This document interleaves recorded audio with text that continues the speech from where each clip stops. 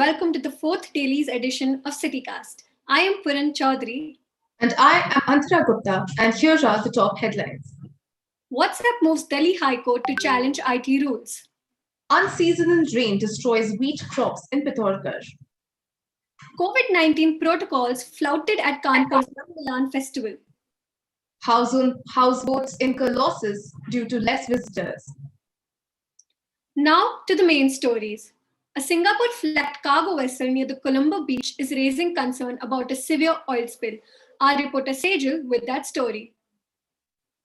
The Singapore flag cargo vessel, which caught fire last week, is under concerns for a major oil spill at a Colombo port, says Marine Environmental Protection Authority Sri Lanka. The oil spill might reach Negombo Lagoon, a major tourist attraction. Adding to it, the local people near the port have also been warned to be careful of the debris from the ship. The vessel carried 325 metric tons of fuel in its tanks, along with 1,486 containers with 25 tons of hazardous nitric acid in it. The crew members were rescued from the ship when the fire occurred, injuring 2 people. This is Sejal Seth signing off for CityCast. Environmental impact, of course, there were a lot of chemicals on the vessel, and some of them actually burnt out, and some of them actually reacted with water and emitted a lot of fumes, toxic fumes. And so we can get to prove with scientific evidences. We have collected water samples, and also we have done air monitoring, but then air quality monitoring. But we can actually see in naked eye there's air pollution because there was a very thick black smoke emitting from the vessel. Heavy rains continue in parts of the country in the aftermath of Cyclone Yas hitting the northeastern coast. Our reporters Shantan Chandra and Sinchita Mitra tell us about the rescue efforts.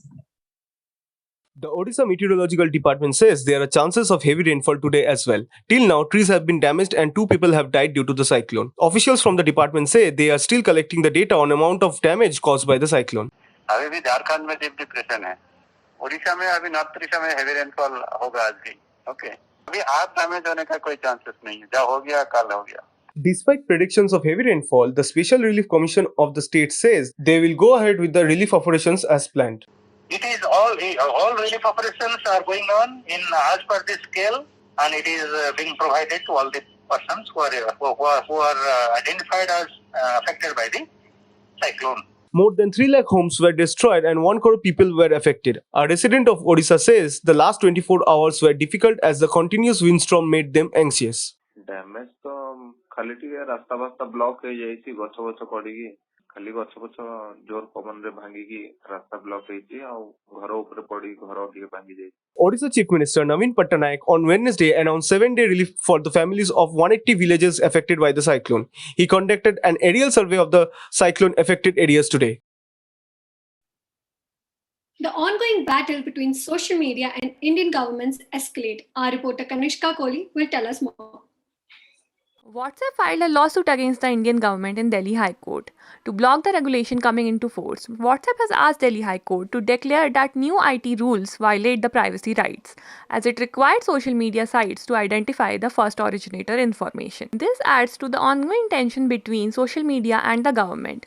Police also recently visited the Twitter office after its spokesperson labeled one tweet as manipulated media. Earlier, the account of Sushant Singh was also suspended from Twitter. This was the second time that this happened with him. The actor used Instagram to share the news with his fans and followers. Lawyers say the law is all about the shift in accountability in social media. Rules also constitute a separate commission or a committee which will be formed with the sole purpose of deciding whether or not to take down certain posts. They will be the regulatory committee, so to speak.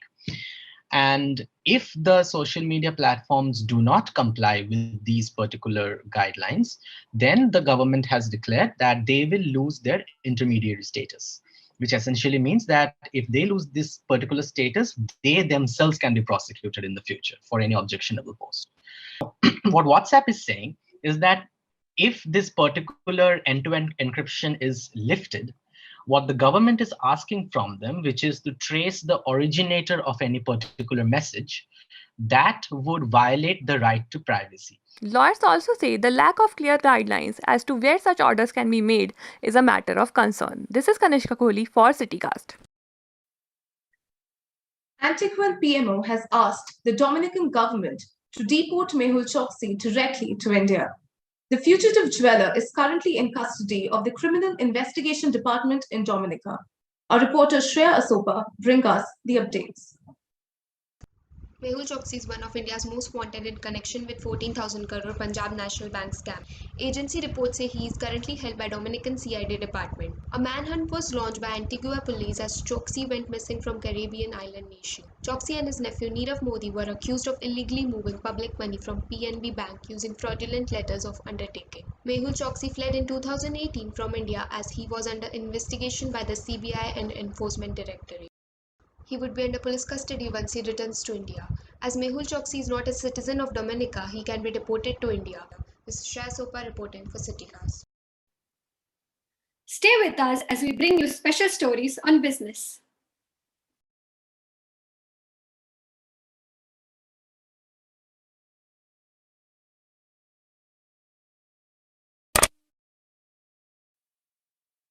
Welcome back.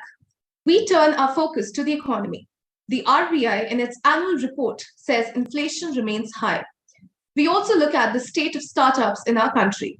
Our reporter Roshni Nair finds some industries fare better. The RBI annual report of 2020-21 says inflation remained high due to supply chain disruptions and spike in key food prices. The Ministry of Statistics and Program Implementation on Indian economy shows a 0.4% in Q3 after shrinking economy in the last 2 quarters. The report says some sectors such as agriculture, manufacturing, electricity, real estate, etc. are doing well. We also look at the status of startups against this background. A survey by Local Circle shows about 59% of startups in India would either scale down operations, sell off or completely shut in the next 6 months. More than 6,000 startups in 171 districts of India participated. They are facing kind of concerns, constraints and all in one way or another way, but they're not going to shut down. And some industries that are doing very well, who is into medical sector and all, which is actually a kind of boom for them as well because of this corona and all. IT industry is actually doing good. IT industry is actually having a boom of around 10 to 14% hike. Uday Kotak, President of Confederation of Indian Industry, says by the end of fiscal year 22, our economy will get back to 100 mark. That is 8 to 9% growth. This is reporter Roshni Nair signing off for CityCast. Many businesses in India find it difficult to sustain the second wave. Let's have a look at some of the stories. In Pittoragar, farmers face losses due to untimely rainfall. Our reporter Kanishka Kohli talks to them. Wheat crop is produced nearly in 32,000 hectares of agricultural land in the district. However, due to heavy rainfall, the crop has been destroyed. Farmers say they are facing major loss due to this. करीब 70% तो खत्म हो गया है, बाकी जो बचा है वो तो पहले ही कटी हुई फसल है. Agriculture is the chief source of livelihood in the state. The official from District Agriculture Department say that they are well aware of the situation and also working with Horticulture Department to change the pattern of farming. Several studies done on climate change in Uttarakhand suggest that the occasional rainfall will continue in future. The researchers say it would be helpful if farmers switch to new crops. Fruits with good branches like apple and lychee. They are impacted by rainfall, but not as much as wheat. Experts say farmers need to be prepared beforehand as climate change will continue in future. This is Kanishka Kohli for CityCast. Consumers find buying vegetables in Mumbai is becoming an expensive affair. Our reporter Sinchita Mitra tells us the reason why. Consumers in Mumbai buying less quantities of vegetables as the prices have gone up by 20%. Consumers say it is hard to manage monthly expenses as the prices of vegetables are rising. The reason for the rise in vegetable prices is due to the lockdown in Nasik. Nasik supplies 70% of vegetables to Mumbai. Due to the lockdown, the APMC market in Nasik has shut down, because of which the supply of vegetables to Mumbai has decreased. तो इतनी महंगाई होने के बावजूद हम लोग खरीद नहीं पा रहे और बच्चे लोग को खिला नहीं पा रहे, खुद भी नहीं खा पा रहे, खिला भी नहीं पा रहे. Vegetable vendors in Mumbai are having a hard time to procure the vegetables for them to sell. Vendors say that they are unable to get some vegetables as the supply is inconsistent. There are some vegetable vendors who are directly buying from the farmers and supplying it to Mumbai.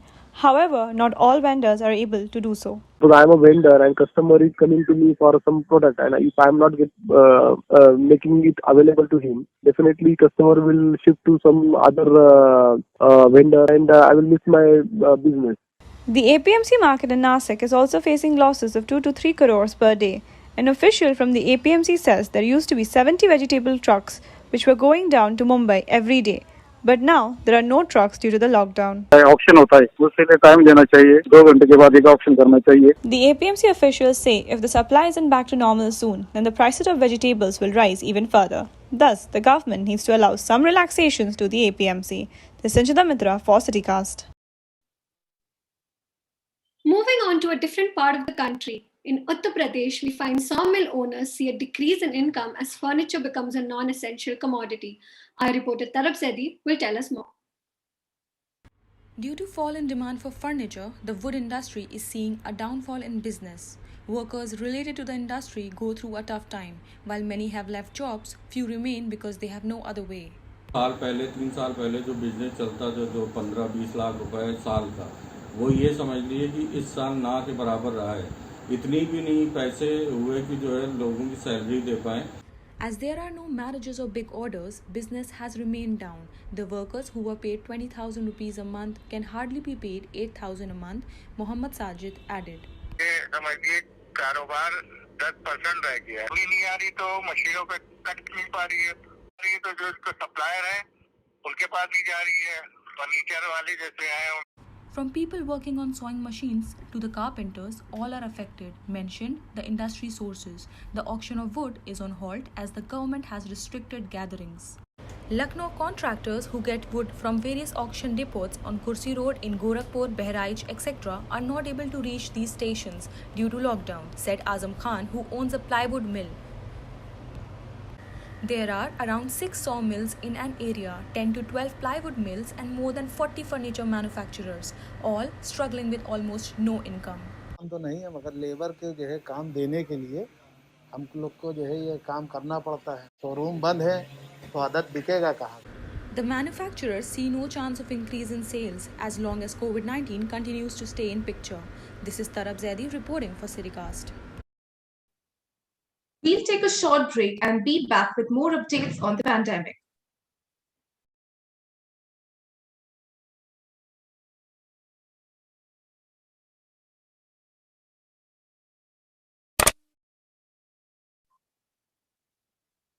Welcome back. Let's see how the tourism and hospitality industry is doing. Houseboat owners in Kumbaragaon have no business because of the second wave of COVID-19. Our reporter Roshni Nair brings us the story from Kerala.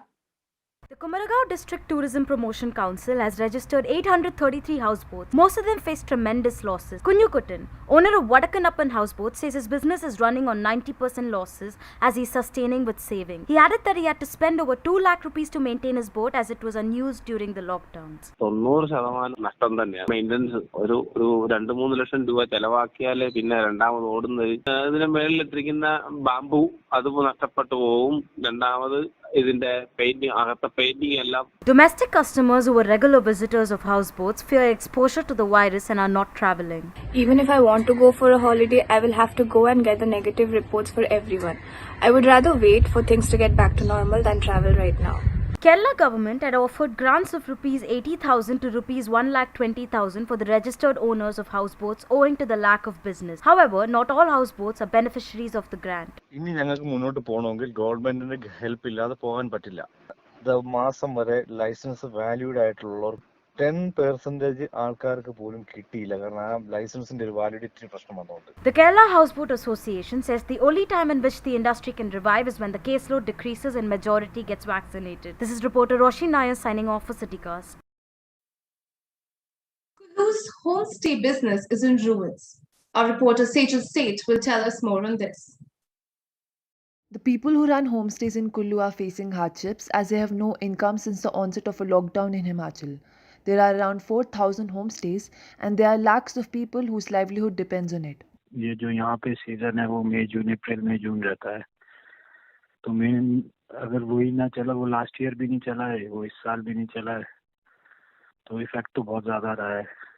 Some people are under huge debt and they do not know how to repay their loans. Rohan Sharma, who owns a homestay in Kullu, has taken a loan of rupees 5 lakh, but he doesn't know how to repay it. Home stay वाले डरते हैं ना कहीं ये कोई positive ना जाए, ये वो then because the family is staying in the same मतलब यूनिट, तो that's why it is a big problem. मतलब इसलिए थोड़ा डर, लॉस तो हो ही है, जो आपको पता ही तो सारा कुछ टूरिज्म का लॉस तो है ही ना। The people running these homestays have asked the government for a relief fund. There is just no certainty about their future, says Homestays Association President. उनको मैक्सिमम 15 लाख तक का वर्किंग कैपिटल का दिया जा सकता है, जिसके ऊपर अभी फिर से जो है मतलब गवर्नमेंट उन गाइडलाइंस को रिवाइज करने जा रही है अभी। The extension of the lockdown has just made people more apprehensive about their business and its certainty. Let's see what the future holds for them. This is Sejal Seth signing off for CityCast. We find there is a demand in the service sector. Home delivery apps see an increase in demand during the lockdown. Our reporter Arpita Ajay Kumar tells us more. Home delivery apps like Dunzo and Swiggy Ginny sees an increase in their sales by 60% across India during the lockdown. अभी lockdown में हमारे डोंजो का बहुत sales बढ़ गया है। Sales अभी 30 to 60% से ज़्यादा बढ़ गया है, हमारा इनकम भी नहीं बढ़ता है। The company officials say there is an increase in demand for grocery delivery and pickup and drop services as compared to other services. I am using the delivery services like Denzo since last 2 years. It's very helpful to get the essential things like grocery, medicines and many more, as well as if you want to send something to your friends and relatives in this pandemic situation without stepping out of your house. It's very helpful. Experts say that people these days prefer sitting at home and getting things delivered. Because of the lockdown, people cannot go out easily, and also getting groceries have become difficult with token system and so. At that time, these services help the people sitting at home get this delivered easily. As many states in the country is in a strict lockdown, these service partners work hard and help people get things easily available sitting at home. I'm Arpita Ajay Kumar reporting for CityCast. We'll be back shortly. Stay tuned.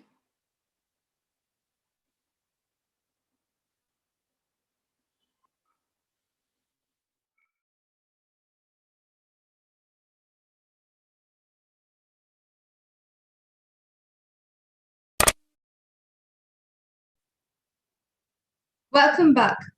India reported more than 211,000 cases in the last 24 hours, and the death toll stood at more than 3,500. Till now, the country has witnessed nearly 3,15,000 deaths. On the other hand, more than 1.8 million people got vaccinated yesterday.